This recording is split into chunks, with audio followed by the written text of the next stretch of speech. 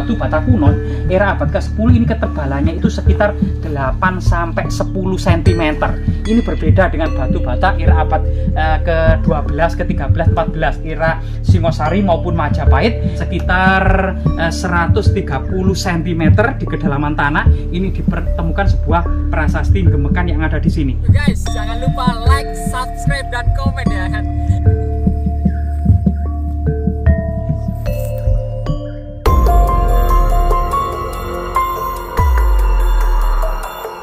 Ya pemirsa, kali ini kita akan menelisik dan menelusuri peradaban yang hilang.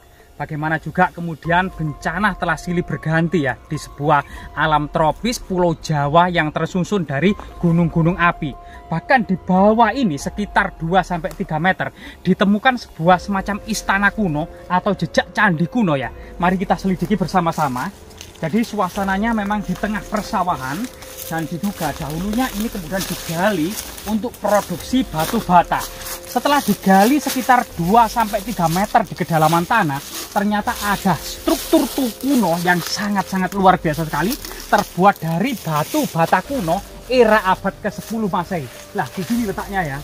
Jadi kita akan menyelusuri di sini jejak-jejak tembok batu bata kuno ya, yang dahulunya kemungkinan ini sangat tinggi dan tebal serta sangat sangat besar.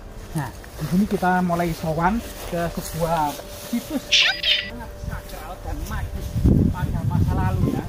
Jadi coba kita sowan dan kita memasuki sebuah situs yang diduga dahulunya merupakan bangunan istana ya, sebuah bangunan suci ya, mungkin semacam percandian. Coba kita pernah di sini ini ditemukan sebuah prasasti. Nanti kita secara mistis kita akan membacakan prasasti tersebut ya. Rahayu, rahayu, rahayu. Om wilaheng sekaring jagat bawana langgeng, sekaring kajang, sekaring mayang om wilaheng. Mbah putunipun sowan mbah. Jadi kita izin untuk kemudian menggali tentang prasasti yang pernah ditemukan di sini, Mbah. Jadi prasasti tersebut isinya secara garis besar adalah Om Swasti Sri Saka Warsatita 852 Saka atau tahun 930 Masehi, Asuji masa yaitu bulan Asuji, Titi Dasami Sukla Paksa. Kemudian dilanjutkan gitulah setelah penanggalan itu kemudian Irika Diwasa Ajna Sri Maharaja Rakehino Empu Sindok Sri Isana Wikrama Darmo Tunggadewa Umisor Samget Momahuma Empuh Samget Momahuma ya Madander Empuh Padma Anggehan Empu Kundala telah menetapkan tanah sawah di Masahar seluas 3 tampah atau sekitar 2 hektar seharga 3 kati 5 suwarna atau sekitar 1 miliar rupiah. Itu kemudian dibeli oleh Rakai Hanyangan dan putrinya Dia Paryangan untuk dijadikan tanah simah perdikan yang dibebaskan dari segala pajak dan pungutan. Kemudian untuk bangunan suci, yaitu sebuah bangunan prasada kabaktian yang bernama Pangurumbidian di Masahar. Jadi ternyata bangunan suci ini pada masa kunonya disebut dengan Pangurumbidian yang terletak di desa Masahar seluas 2 hektar ya, yang dibeli oleh Rakai Hanyangan dan putrinya Dia Paryangan. Kemudian untuk sebuah bangunan suci ini ya, jadi luar biasa sekali. Rakai Hanyangan dan putrinya Dia Paryangan telah membeli sepetak tanah sekitar 2 hektar atau 3 tampah tadi ukurannya ya, dengan harga 3 kati 5 suwarna. Kalau dijadikan rupiah saat ini itu, karena ini mata uang emas, bisa kruskan kan dengan harga 1 gram emas sekitar 600.000 saat ini itu berarti sekitar ketemunya adalah 1 miliar ya rupiah. Nah, ini sesuatu yang sangat luar biasa sekali. Kita jadi mengetahui ya dari prasasti Gemekan ini ternyata ini adalah bangunan suci yang bernama Pangurumbigian. Diduga bangunan suci ini gitu ya, ini menghadap ke timur.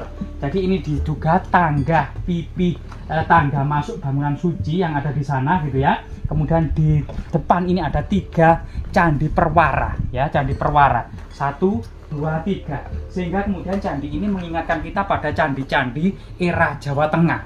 Jadi ini bukan sebuah isapan jempol karena candi ini dibangun pada masa Empu Sindok tahun 930, yaitu 1 tahun saja ketika Empu Sindok ini benar-benar dan seluruh ya pejabat pemerintahan ini boyong ke Prabon atau pindah dari Makadatuan Mataram, dari Mataram kuno Jawa Tengah menuju ke Jawa Timur, yaitu Makadatuan Watugalo yang istananya ternyata berada di Watugalo gitu ya, atau Jombang saat ini.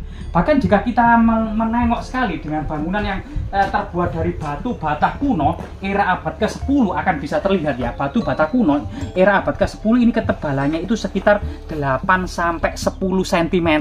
Ini berbeda dengan batu bata era abad ke-12, ke-13, 14 era Singosari maupun Majapahit yang ketebalannya itu antara 3 cm sampai 4 cm ya, lebih tipis pada masa era Majapahit. Namun pada abad ke-10 ini batu batanya itu hampir sama dengan ukuran yang sama ini.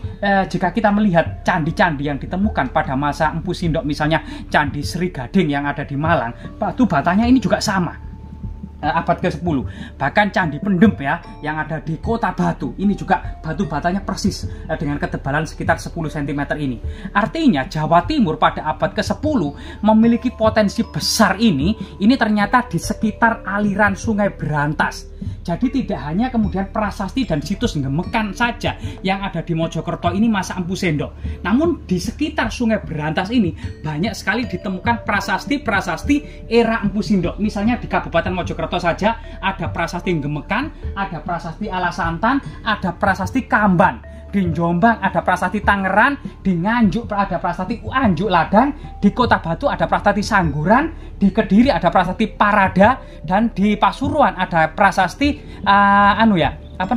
Cunggrang. Sedangkan di Malang itu ada prasasti maupun candi misalnya Sri Gading, prasasti Lingga Sutan, prasasti Himat Walandit, dan prasasti Trunyan. Nah, ini merupakan prasasti-prasasti yang dikeluarkan pada masa Empu Sindok ya, antara tahun 929 sampai tahun 947 Masehi. Artinya potensi besar Jawa Timur pada masa abad ke-10 ini selain sebagai pertahanan alamnya, kesuburan tanahnya, Sungai Berantas yang bisa dialiri dan dilayari oleh kapal-kapal sebagai perdagangan internasional, juga potensi manusianya, SDM-nya Jawa Timur pada abad ke-10 juga melimpah dan berada di sekitar itu saja, Mojokerto, Jombang, Nganjuk, Kediri, Malang, dan Kota Batu serta Pasuruan ya, yaitu sekitar di semacam satu klaster dengan Gunung Penanggungan, Welirang, Arjuna, dan Anjasmara. Jadi ini kemungkinan bisa diprediksi 100 tahun ke depan atau 1000 tahun ke depan, kabupaten-kabupaten ini atau daerah-daerah ini yang dipilih oleh Empu Sindok ini juga memiliki potensi dan masa depan yang sangat membanggakan di suatu saat nanti ya. Ini sesuatu yang pola sejarah yang terus berulang. Jadi prasasti Gemekan pada waktu itu ditemukan di area ini ya, di kedalaman tanah ini sekitar 130 cm di kedalaman tanah ini ditemukan sebuah prasasti Gemekan yang ada di sini. Bahkan prasasti Gemekan itu sendiri gitu ya, jika kita lihat struktur ini yang mengingatkan pada bangunan candi kecil ya pada abad ke-10 Masehi. Dan ini ada beberapa relung-relung ya, yang diduga memang candi ini bersifat agama Siwa, penuh dengan relung-relung ya. Bagi agama Siwa itu relung yang bagian yang bagian barat ini diduga ada Arca Ganesha. Sedangkan relung yang ada di selatan itu ada Arca Parwati, dan relung yang ada di utara ini relung Maharsi Agastya, yang di dalamnya kemungkinan ada Linggayoni yang saat ini sudah raib entah kemana ya, sudah hilang lenyap Linggayoninya. Yang kemudian ada Mahakala Nandiswara, dan di depan itu biasanya ada Lembu Nandi. Di di dalam candi-candi perwara tersebut.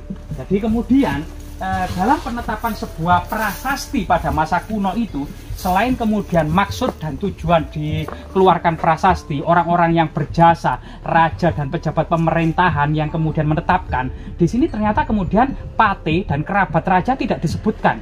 Yang disebutkan adalah Sri Maharaja Rakehino Empu Sindok, kemudian seorang pendeta utama Momahoma ya, kemungkinan pendeta atau yang berurusan dengan perumahan masyarakat, yaitu Samget Momahoma Imadander Empu Padma. Jadi Empu Padma ini berkedudukan di kota Madander ya, yang saat ini itu di Jombang. Kemudian Anggehan Empu Kundala diiringi oleh Empu Kundala. Kemudian setelah itu biasanya pada baris terakhir itu kemudian diucapkanlah kutukan-kutukan yang sangat menyeramkan, di mana kemudian seorang pendeta Makudur itu kemudian memecahkan telur di atas batu kalumpang sebagai tanda keputusan itu ceprot, tidak bisa diganggu gugat, kemudian menyembelih ayam ya di atas batu kelumpang itu, seraya kemudian menghadap ke timur, ke selatan, ke barat, ke utara, seraya membacakan doa-doa dan mantra-mantra sakti. Setelah itu yang terakhir adalah membacakan kutukan-kutukan yang sangat menyeramkan bagi siapa saja yang melanggar atau berbuat jahat di atas tanah Sima Perdikan, baik itu dari 4 catur asrama, yaitu golongan Brahmacarin, Grahasta, Wanaprasta, dan Sunyasa, maupun golongan 4 catur warna ya, kasta Brahmana, kasta Kesatria, kasta Waisa, dan kasta Sudra. Siapa saja dari golongan mereka jika benar-benar berbuat jahat atau merusak ketetapan yang sudah ditetapkan oleh raja tersebut, maka barang siapa yang ke hutan akan dipatok oleh ular, akan dimakan oleh harimau, kalau ke sungai akan dimakan oleh buaya, kalau ke laut akan dimakan oleh ikan, akan direngkah kepalanya, akan disobek perutnya, akan diburai ususnya, akan dimakan otaknya, akan diminum darahnya ya. Dan itulah kemudian mereka akan rusak binasa dan akan dimakan oleh Dewi Kali dan dilenyapkan seluruh keturunannya. Itulah merupakan kutukan-kutukan yang biasanya dituliskan dalam prasasti-prasasti agar kemudian masyarakat itu tidak berani kemudian melanggar aturan-aturan yang sudah ditetapkan dalam sebuah peranata sosial di masa kuno. Nah, ini sesuatu yang sangat luar biasa sekali. Jadi di situs Gemekan ini banyak sekali kemudian kebijaksanaan ya, yang kemudian kita bisa mengambilnya, yaitu sebuah masyarakat yang turut andil dalam politik pemerintahan, dalam kemudian pembuatan bangunan suci dan perawatannya. Ini ternyata juga kemudian tidak hanya kemudian berpangku tangan dengan kebijakan pemerintah saja agar mengurusi bangunan suci, tapi siapa saja baik individu maupun swasta yang memiliki kelebihan harta itu kemudian bisa saja kemudian berkontribusi untuk sebuah bangunan suci. Misalnya Rakai Hanyangan dan putrinya Dia Paryangan ini telah mewakafkan sebidang tanah seluas 2 hektar yang dibelinya sebesar 3 kati 5 suwarna ya, atau kalau dijadikan rupiah sekitar 1 miliar rupiah. Ini sesuatu yang patut kita teladani ya, dan semoga kemudian terus lestari dan bermanfaat ya, dan merupakan sebuah tinggalan yang sangat bersejarah dan monumental. Artinya semoga kemudian pihak yang terkait dan masyarakat bahu-membahu untuk merawat bangunan suci ini. Kalau bisa kemudian dieskavasi, tembok-tembok kelilingnya itu sangat besar dan sangat luas, terbuat dari batu bata kuno, serta kemudian sebagai destinasi pariwisata, sehingga bangunan ini tetap memberikan kemaslahatan bagi masyarakat setempat. Semoga bermanfaat.